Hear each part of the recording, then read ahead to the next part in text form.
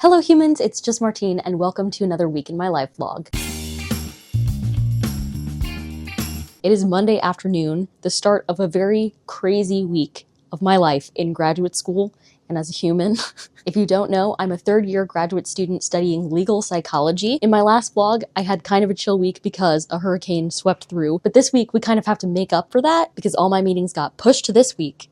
And also I'm traveling this weekend to visit Harris, so all exciting things. This morning has been particularly productive. I rolled out of bed, I went to office hours, and then I got some work done on my thesis for a little bit. I'm trying to do like 30 minutes of that a day because last week I didn't make any progress on it. So this week, 30 minutes a day. That's the goal for the thesis. I had therapy, and then I started brainstorming for my class. In my class, which is on wrongful convictions this semester, we have to write a final paper, which is a full proposal on a novel study about wrongful convictions, and I was brainstorming mine because we have a project summary due in a few weeks. And I kind of overplanned my project summary, but I'm feeling really good about it. And as you can see from my to-do list for the week, I got to cross off project summary brainstorm. So that's a win. Other things this week include class readings. I have to practice a presentation, working more on the project summary, working on my results section for my thesis. These are all the models I'm working with. I have to fix some numbers in there.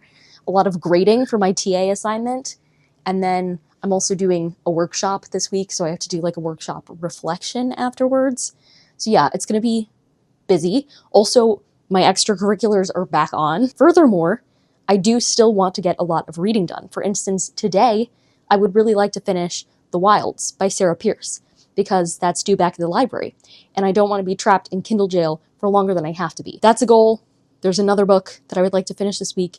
And technically, I can't even focus all my reading energy on those two books because they're not books for my 12 TBRs of Christmas. In the month of October, I am focusing my reading on my 12 TBRs books. If you don't know, 12 TBRs is this crazy video challenge I do every year where I make 12 secret TBRs. I read them throughout the year. I release the videos starting on Christmas Day and into the new year. I'm really behind, so my focus is on reading those books right now.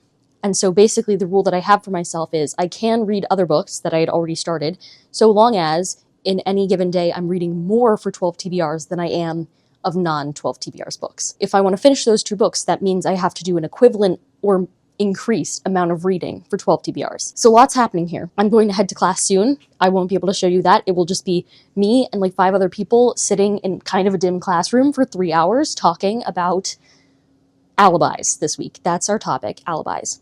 But I'll make sure to try and catch up with you later. I'm so pleased that I did this. Go me. Good morning. Happy Tuesday. It is just past 10 a.m. and I have had a struggle this morning trying to get with it, but I'm finally up. I'm finally ready for the day. I'm probably going to start with some class readings before I go grab some lunch. Yesterday was successful though, especially on the reading front, because I did manage to finish The Wilds by Sarah Pierce, which is the third book in the Ellen Warner mystery series, and I gave it 3.5 stars. It was pretty good, a fun time. One thing that I really like about this series is that the chapters are really short, so it kind of always feels like you're flying through it. And in this one, we're following Ellen Warner as she and her brother are on a trip in this like camping grounds in Portugal, and suddenly her brother reveals, actually, the reason I brought you here specifically is because one of my friend's sisters was like last seen here, and I'm kind of wondering if we can find her, maybe. There's some tropes that I've read a lot of lately that didn't like hit, maybe, but overall it was interesting. I liked the setting. The ending was pretty satisfying. So overall I had a good time with this, but it just wasn't a like, wow, blew my mind type of thing. The one thing that blew my mind, I can't decide if it blew my mind in a good way or a bad way. Like I need to ask the author if she was planning this for the whole series or not. Because if she was planning it genuinely for the whole series, then it blows my mind in a good way. But if she wasn't, then in a bad way, is my conclusion. But I guess I won't know. So that's on that. Plans for today, I should have like a meeting. I have choir tonight. Hopefully lots of good work, even though I'm off to a late start. So let's just see what we can get up to. That night, I ended up going to choir and getting rained on a little bit. But then something really weird happened. On Wednesday, I filmed B-roll, but I forgot to sit down and say a single thing. So basically know that on Wednesday, I spent most of the day working. I went to the workshop, and then at night, I had some extracurricular activities. So first of all, I joined the Zoom for my home clogging group, and I danced a little bit in my room, because what's life without a little dancing? And then at night, I went to an organization meeting, and so while I was waiting for that to happen, I just read a little bit. And then did I leave on Thursday? I believe I left town on Thursday. So let's travel back in time now. Time is a construct anyway, it doesn't matter, okay? The point is, Wednesday did happen, and definitely didn't disappear into a black hole. Hi friends. As you could maybe tell from the B-roll, time has passed. What is time but a construct? We live in time. Isn't that right? How topical. It's fully in the next week. I traveled this weekend to visit Harris and just had a lot on my mind. Not in a bad way, just was very much in the moment that I was in, so I didn't stop to update you on anything. So we have lots to talk about. One grad school update and then one review update, not bookish, but for a movie instead. So last week, what happened on a grad school front, I had a meeting with my major professor, and in that meeting, we basically decided that we would set a defense date for my thesis. I proposed my thesis about a year ago. Because of the incidents that happened earlier this semester, my productivity has not been what it usually is. So I was behind where I thought I would be at this point in the semester, and I anticipating defending this semester. Honestly, I anticipated defending early this semester, but my major professor thinks, now that I'm back with it, that it's totally realistic for me to defend by the end of this semester. And I think that will be good for me because it will mean that I have something concrete to show for this semester that the situation couldn't take away from me. So then I was just overwhelmed thinking about that, and being motivated kicked into high gear. So I spent a good chunk of time on Thursday and Friday working on my thesis. On Thursday, I traveled to Harris's. I was there Thursday night through Sunday afternoon, and then I traveled back. And one of the things that we did while I was visiting, as you saw from the B-roll, was go see the new movie We Live in Time, starring Florence Pugh and Andrew Garfield.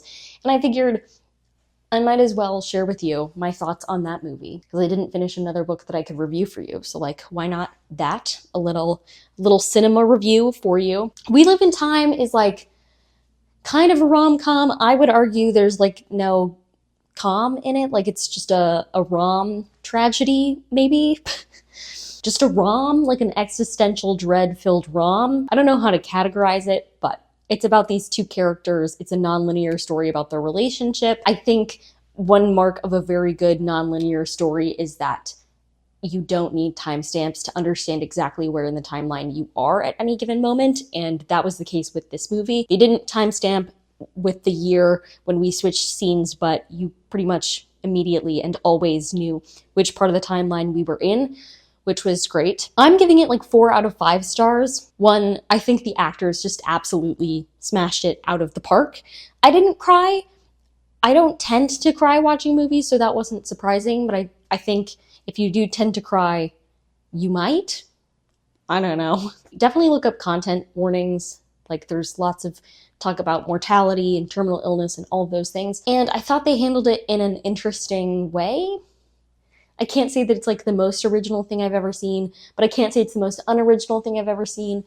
And there was something just very heartwarming about it. They made some really bold choices in some of the scenes, and I think those choices paid off. It's good. And then shortly following that, I saw I think maybe it's gone viral. Who knows? The clip of Elmo talking to Andrew Garfield about grief. And that was chef's kiss. I can't say it's my most anticipated movie of the year because Dune Part 2 came out earlier this year.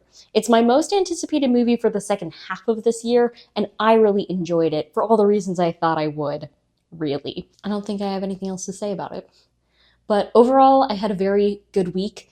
I feel like it was the first week, maybe this semester, that I truly felt motivated and productive the whole time. I thought that might not be the case when I went to visit Harris, that Friday would be a bust, but actually it was very productive on Friday too. So all in all, it was just a very productive week, and I'm hoping to continue that momentum into this next week, but we'll have to see. I mean, so far, Monday was good.